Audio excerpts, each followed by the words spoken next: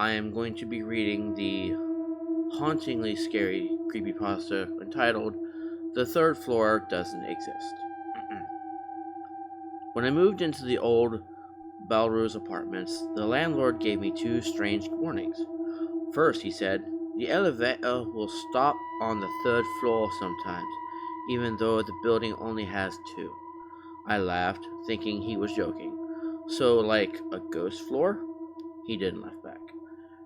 If it opens, he said, don't step out. No matter what you hear, no matter what you see, just press close. Don't blink. The second warning was worse. If you wake up in the middle in the hall If you wake up and the hall outside your apartment looks wrong, don't leave. Stay inside. That means it found you. Okay. I moved in anyway. Rent was dirt cheap and I was dead broke.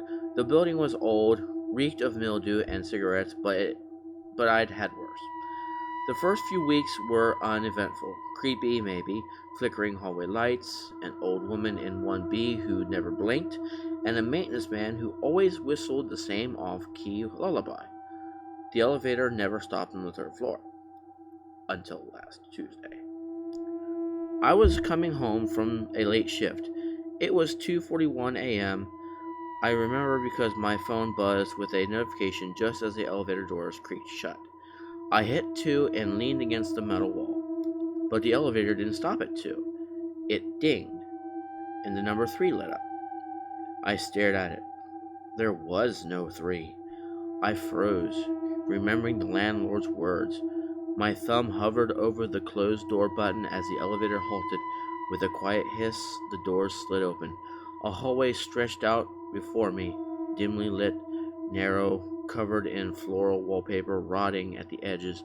The lights buzzed like flies. Water dripped somewhere. And the worst part, it looked just like my hallway. Same carpet, same layout, except off. The colors were faded like an old photograph. The doors were numbered, but all in the same black scroll, like someone had carved them in with a knife. And the end of the hall, where the stairs should be, was just blackness.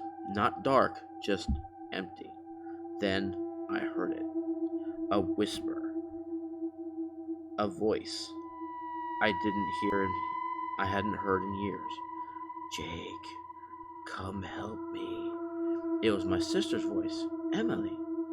Emily who drowned when I was 11. Emily who used to call me Jakey and beg me to play hide and seek. Emily who had been dead for 17 years. My hand hovered over the close button. I wanted to push it. I knew I should push it, but I stepped out. The carpet was wet beneath my feet. The air was thick, wrong. Like breathing through a wet towel, my limbs felt heavy. Jake, I'm in here, the voice whispered from the apartment that would be mine, 2C. But here it was 3C, and the door was wide open. Inside, it was pitch black. I don't know why I kept walking. It wasn't curiosity. It wasn't fear. It felt like being pulled.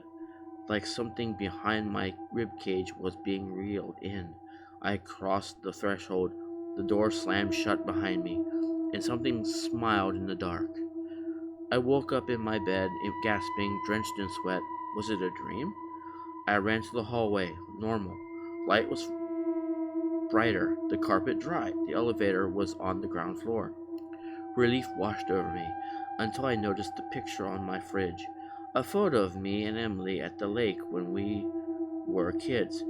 It used to be sunny, cheerful. I'd framed it when I moved in. Now, the lake was black. Emily was missing. Just gone. Like she was never in the photo to begin with.